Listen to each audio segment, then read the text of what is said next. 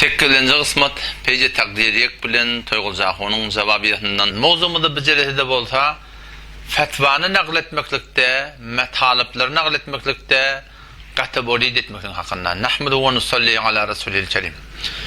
Muhterem Müslüman oğlumuz habarınız var ki peýje takdiriyek be müdiriýeti mollalar qari Müslüman dogamy atatı bolsa hormatly toýguljakyn taýsirleri neçe wagt beri Ehl-i Sünnet we Cemaat'ın anlam edilýän ulamalarını cami Ehl-i Sünnetde şolun hakynda tereke metlepler ýazyp cami Ehl-i Sünnetiň tefekkurny şolun hakynda üýtgetmekdige mutassifana zähmet çekip berler.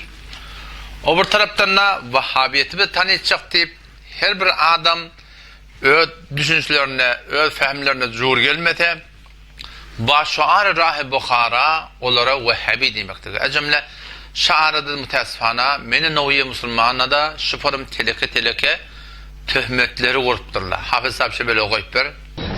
شناخت پیج‌های این اینستاگرام که در ترکمن صحرا عقاید وهابیت را ترویج می‌کنند. توحیدی خط تیره ترکمن، حافظ یلمه، پیج حق طلب. این پیج‌های اینستاگرامی جز راه شیطان چیزی را دنبال نمی‌کنند. Ine kimse işten gurrunuz. Naud billah şıparım adama töhmet kurmak. Ben Türkmen ilin arasında ay niyet girip beğenir diye bana. Şey diye batıyarlar var da. Men niyetin öz namıtına değilse, özüne ihanet edilse, öz şahsın hakkında sen marakaççılar edilse, sen cıdap durup biliyor mu diyen bana? Hamşanız kepleyen menin dinim, menin imanım, namıtımdan, malımdan, canımdan, her bir dadını Müslümandan bana ezişkerrek. Bu ne yapalım dini iman? Ki sen namusuna değilenine, öz şahsiyetine değilenine, aslında öz intecik hakkın verilmeyenine, sen şuna hakkında vuruşup, davalaşıp, diyetgeriş gelip verdin. Ama dinine değilenine, diyanetine değilenine, bu kumlar ay ne edip beyanı demektik. Müslümandan biz bunu anır başpır, bir gayratçılık, bir namusçılık biliyoruz Müslümandan. Ki biz diyanetimin hakkında zil-i saltalına ili, o şun hakkında bir defa etmeyiz. Nere kim ayet yakıplarını görüyorsun? Bir hem din diyanet dikkat etmez. Falan çil okuyup dursun. Okuday talan Kur'an'da bir de var aydın kepleri, Peygamber Aleyhisselam'ın mübarek sözleri, biri okuyan namazımızdan doğrusa umidvar etmektir Huday talan Peygamber.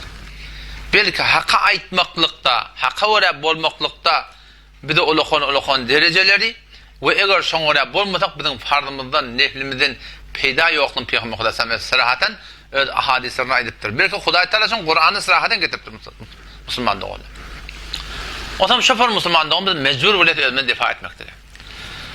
Bu böyle kurundan ne? Gurun hormatlı toyguljakynyň üstüne. Hormatly Umar Qari Müslüman'da olmak ki öz pejin eteğine Zahadan'da, Khurasan'da, Belusistan'da okuyup gelýänler naul billah Wahhabiyet tebliğ etdiýär diýmekdir.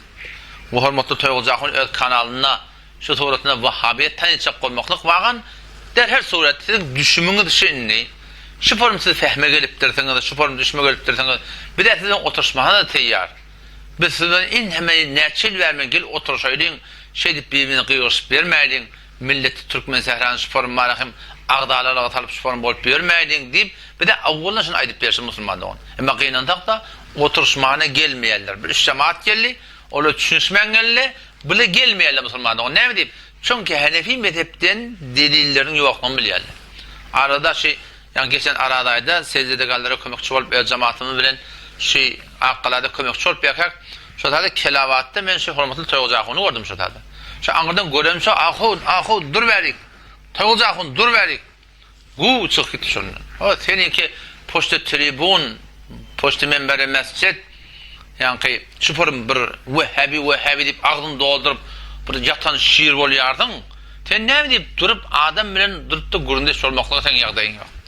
15 otada kelabatda işläp ýakak, şonda şol kelabatda kolala ahun şin näme diýär? Dol Wahhabi diýip aslında gece bir yatıran aşy gurun berip dedi. Näme diýär dedi. Emine Wahhabi diýen biz şoň dedim. Ona ahun Vehhabi diyen siz olsa size ağzınız aradan millete kömekleşip bertiniz. Ona Vehhabiyet onu qavul da bolmur kim biliyor musulmandan Vehhabiyet qavdatda. Biz de Vehhabi de şoň Vehhabi diyene teleke atmen dedim. Yöne musulman doğanmı dedim teleke fikret şuuri kamil okuyorsunuz. Şu forum şoň bir atla düşündirdiler şoň Vehhabiyet muhalif etip dedim. Oturup gurrun etmeklige musulman doğan şulan ýagdaýy ýok yani. Indi gurrunken asli mowzudan çykmaýyn.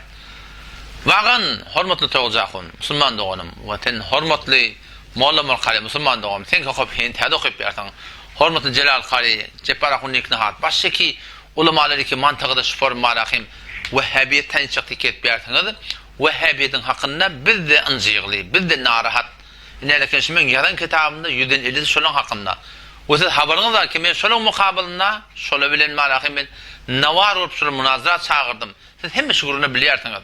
Emma tilqinan taqda näme öz düşümünde tertkese şoňa Vehhabiyet muqaddiýatyň habaryňyz ýok ki öz düşünen adagyň Hanefi mezhebine tert. Ýene mäsem buzdan çykyp barýan. Gurun şuňytyny babajan eger wagyn birde aýtmaly bolsa sadaqat bilen ögelmeli mahim. Hormatly toýgusaqyn.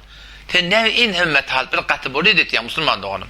Ýene-lekem bu da şu kitabyň adyna Porsice Pazuhay Erzişmen Berayi Cevanan Erzmen Habisapçyny ýakyllat. Şu kitap öňünde bir gawy kitap musulman dogan. Şuny her jawan okumakly beter gerekli. Şu taýdan Seffi bisehşinde hormatly toýgusaqyn taqdirlerini ýa näçewilikde fetva naqletdi İbn Teymiyye rahmetullahi aleyh hakynda Muhammed bin Wahhab'ın hakynda. Am şu naql fetwaýy ki Mevlana Muhammed Umar rahmetullah ýadypdyr. Hormatly toýgusaqyn sen näme üçin hyýanat etýärsiň?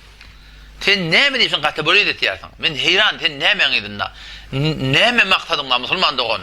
Wagyn eger düşünen dadyň tertde bolsa sadaqat bilen öwe gitdiň berkim Allah'tan rahmat salsın baba. Sen bilip durup şuňa hyýanat etmekdiň näme? Hıyanatı näme diýär? Mevlana Muhammed Umar rahmetullahi ustadan gaýr muqallidden soraýarlar, selefi men diýenlerden soraýarlar, Mekke Medineň selefi diýenlerden soraýarlar. Ýekan açyklap aýdypdyr. Şondan Muhammed bin Wahhab'ın adynyň ýerine kitapda gelenden rahimahullah Allah rahmetin şoňa diýip şoňa haýır dua edipdir. İbn Teymiyye rahmetullahi aleyh hakynda rahimahullah diýip şoňa hakynda haýır dua edipdir. İbn Qayyim'in hakynda hop seni hormatly toýgusaqyn fatwa naqletýän musulman dogan sen näme gaty böle diýärsiň? Näme gaty böle diýär? Sen näme gaty böle diýär? Mevlana Umar rahmetullahi adamla Muhammed Umar rahmetullahi adamla şu adamlara haýır dua edipdir. Onna şular aýtýan tereken molmolla diýen oýdurýada. O bilen haýır dua edipdir ki o temin Vehhabi diýip bunu aňyr çelek etmekdi. Ondan jur gelmeýär ki şu taýdan ki şu pikir buratda döramady musulman dogalym gözde açylamadyn düşünamadyn bir zatda. Şunu düşündirmejek bolýar millete. Düşünamadyn millet dağı hak edip de suratynda şu onu ardan ketýärler musulman dogan. Men heýrançlara. Taýdan izni metlebde de İbn Teymiyye rahmetullahi aleyh hud etraf mezhebi Hanbeli mi konanipdir. İbn Teymiyye rahmetullahi men Hanbeli mezhep diýär. Oňa şek ýok. Ve ýan ekser mezhepler tawhid mi konan? Yani İbn Teymiyye rahmetullahi aleyh köp mezheplere tawhid etdiýärdir. Bu men ta jur gelmeýän dedim. Şon İbn Teymiyye rahmetullahi aleyh diýip tu defede. Yamaşlamda mezheplere tawhid etdiýän bolsa, oňa rahimahullah diýmek gelişmeýär, oňa haýır dua etmek gelişmeýär da.